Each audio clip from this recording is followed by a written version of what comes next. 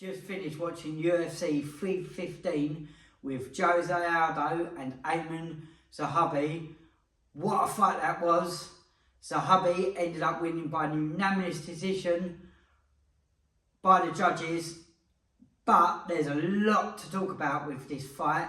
It was an exciting fight, there was a weight cut issue, and also José Aldo renouncing his retirement, which I'm going to talk about that as well.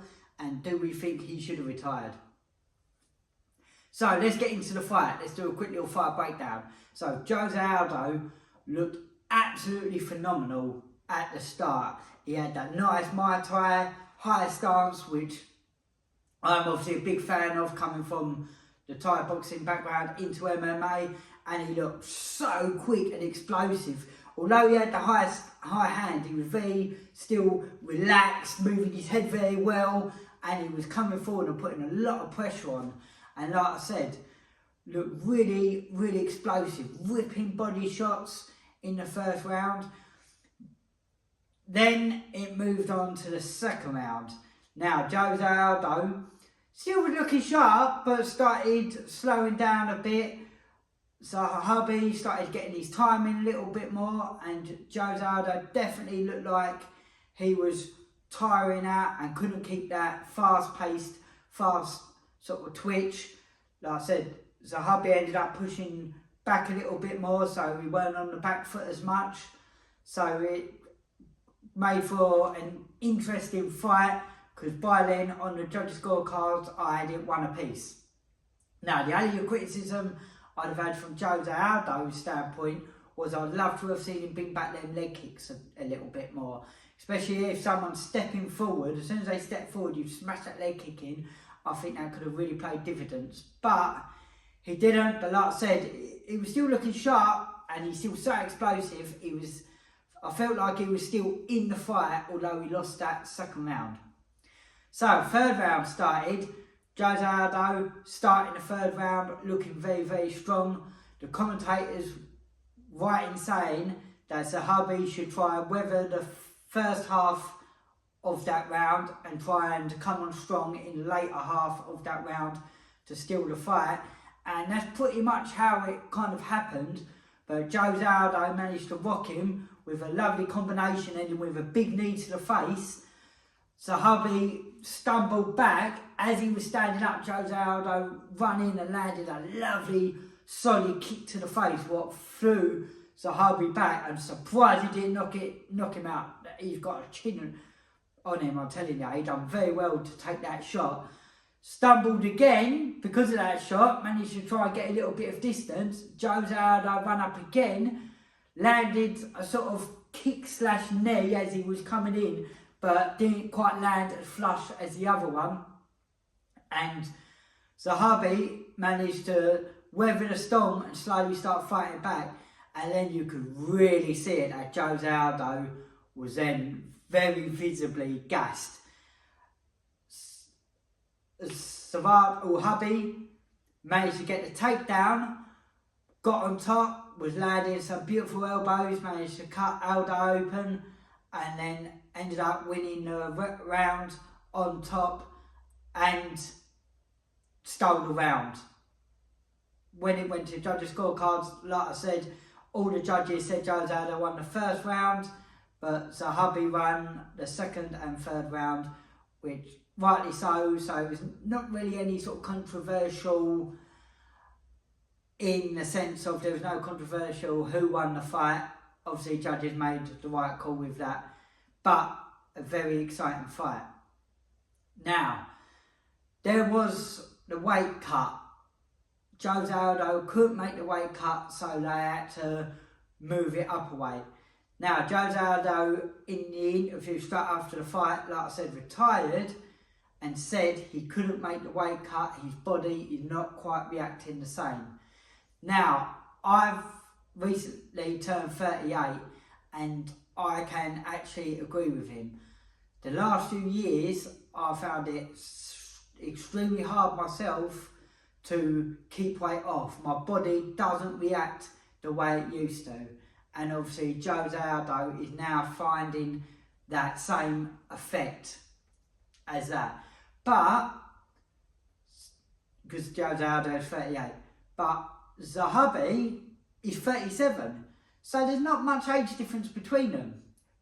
But I feel like the difference is Zahabi, I feel like, has only just started his career and started coming into his peak, where José Aldo has been around for a very, very long time. And the way José Aldo fights is very explosive. He's got that very nice, fast twitch movement. Like I said earlier, he has that nice high tie guard. He's got good head movement, so he's got good reaction time, and he's very, very speedy and explosive. He's got very good knockout power. So there's positives and downsides to that. And one of the downsides is it's hard to keep that going into the later rounds, being such an explosive fighter. It's all well and good saying, oh, well, he can work on his cardio more, but sometimes it just doesn't quite work like that. You're trying to change someone's style who's fought for that long. And like I said, José Aldo, he's been about for years now. He's fought the best of the best. So should he have retired? I think yes, he should have. Even though there was only a year difference between the two fighters and it still was quite a close fight, I feel like José Aldo could have won it. Maybe José Aldo has made the right call if he's looking to fight because he wants to be a champion. So there is a difference. Some people just love fighting. They might be in the UFC, but they're not quite ever going to be champion, but they just want to keep it going for as long as possible, make as much money as they can, and they just enjoy doing it and enjoy the competition. But the problem with José Aldo is he's been at the top. He has been the world champion and he's fought the who's who in UFC. He's fought all the best. So for him now to fight people who are less better, less ranked, is it worth it so later on in his career? That's a question I suppose only he has got an answer for. And the problem is, where he has been about for so long, I feel like people are now starting to get the blueprint how to beat José Aldo. Now, I mean this with 100% respect. I'm a massive José Aldo fan. But if I had someone who was going to fight José Aldo, straight away I'll be saying try and use a Conor McGregor strategy. Even though some people don't always like that and don't think it's the right way of doing it. And what I mean is, try and get in José Aldo's head, because he obviously proved that he found that pressure hard to deal with. Whether he's learnt from that, whether anyone could do it as good as Conor McGregor, I don't know, but I would definitely be saying that. And the other thing is, you just got to try and survive the first half of the opening rounds of the fight. You've just got to try and survive that fast twitch power, push the pace, but obviously be careful. Maybe see if you could get a takedown. All depends what sort of fighter I had and the strategies I would actually use diving deep down into it. But the gist of it, you know, if you can drag José Aldo into deep waters, you've got more chance of being able to beat him. Now, like I said, I mean that with 100% respect. José Aldo is actually one of my favourite fighters. When José Aldo fought Conor McGregor in England, some of the more casual fans didn't really know a lot about José Aldo. Well, I've been following him for years, back in his youth. That other event, WCW, I think it was, who I used to fight in. Or anyway, I can't even remember the organisation now, but before the UFC took him over. And I had a lot of friends round watching that fight, and I was saying to people, nah, José Aldo's got to beat Conor McGregor. And obviously I was wrong, but the point is José Aldo is very good. And like I said, very highly explosive and very dangerous, and I'm a big fan. And that's why, in my eyes, I kind of want him to retire. I don't. I'd love to still see him fight, but I don't want it to harm his legacy on how good José Aldo actually is and was. And it's just the fact that he's getting older. Everything now is catching up with him, and his style of fighting is only going to get worse as he gets older, because like I said, that fast twitch explosive style.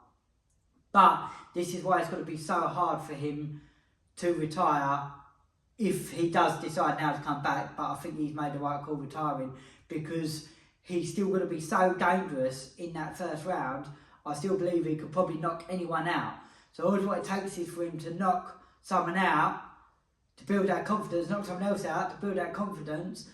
But he's not going to be able to have that long career or that long time at the top. One, because he's running out of time, and two, like I said, that explosive style of fighting, he's not going to be able to last that throughout the round. So if he don't knock someone out in the first round, there's a good chance that his opponent's going to win. So the point is, José Aldo, he's always going to be dangerous. Always. But there are ways around now to beat him, and I think people are going to exploit that even more and more as José Aldo gets older and not necessarily slows down, because he's still dangerous in that first round and the first minute when he comes back from the break in between rounds. When he first comes back, he's still going to be dangerous. But after that, the gas tank is now starting to fail him. So let me know in the comment section, what do you think? Was it a right call for José Aldo to retire? Like I said, I think it is. Well, I'm a big fan. Hats off to José Aldo.